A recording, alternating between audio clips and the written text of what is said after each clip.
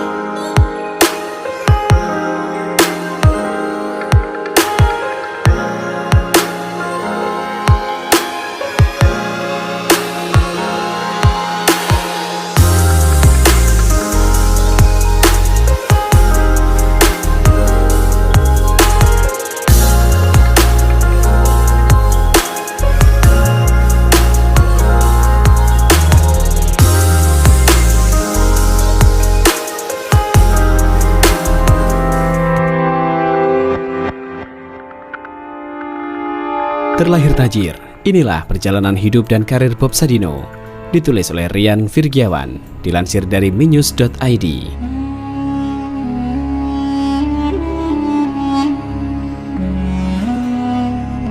Siapa yang tidak kenal Bob Sadino?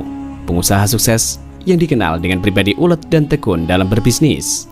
Ia pernah kuliah di Fakultas Hukum Universitas Indonesia, meskipun ia tidak menyelesaikannya hanya karena alasan bosan dengan pola perkuliahan. Pria dengan nama asli Bambang Mustari Sadino ini tidak terlahir melalui keluarga yang serba kekurangan. Masa kecilnya, Sadino hidup berkecukupan serta memiliki pergaulan yang baik karena ayahnya seorang emtenar atau pegawai negeri pada zaman Hindia Belanda. Dalam perjalanan belajar, Sadino termasuk yang beruntung karena jabatan keluarganya membuat dirinya dengan mudah mendapatkan pembelajaran dari sekolah formal. Setelah memutuskan keluar dari Universitas Indonesia, ia diterima bekerja di PT Unilever selama beberapa tahun. Setelah itu, ia mencari tantangan baru dengan bekerja di Jakarta Layot, salah satu perusahaan pelayaran di Indonesia.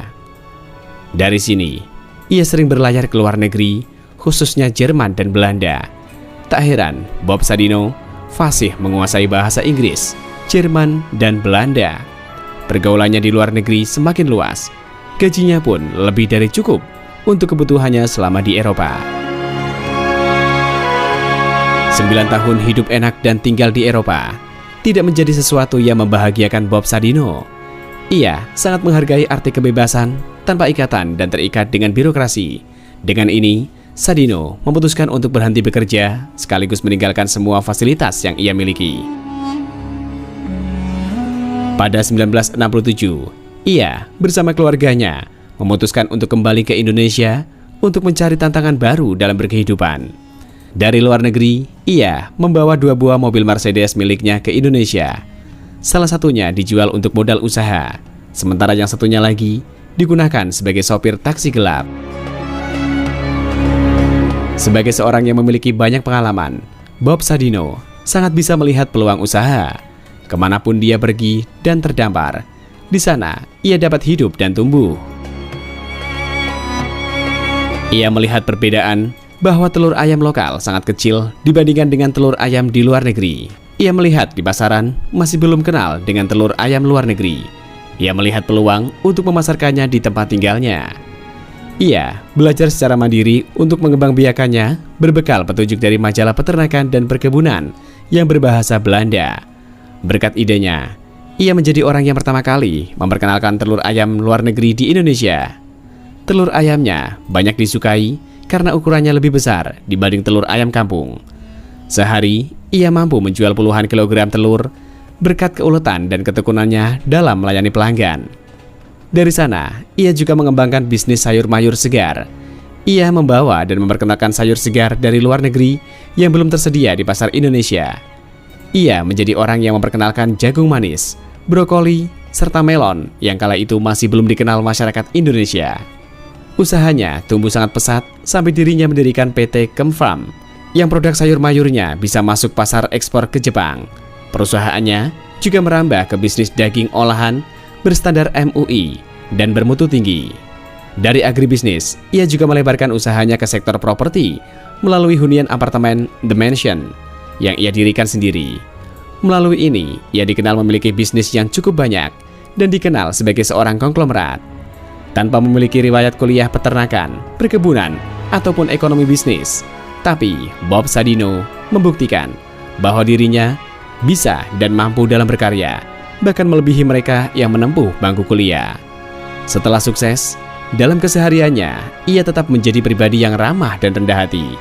Ia sering berbagi dan mengisi seminar untuk memotivasi dan sekedar mengajari cara berusaha.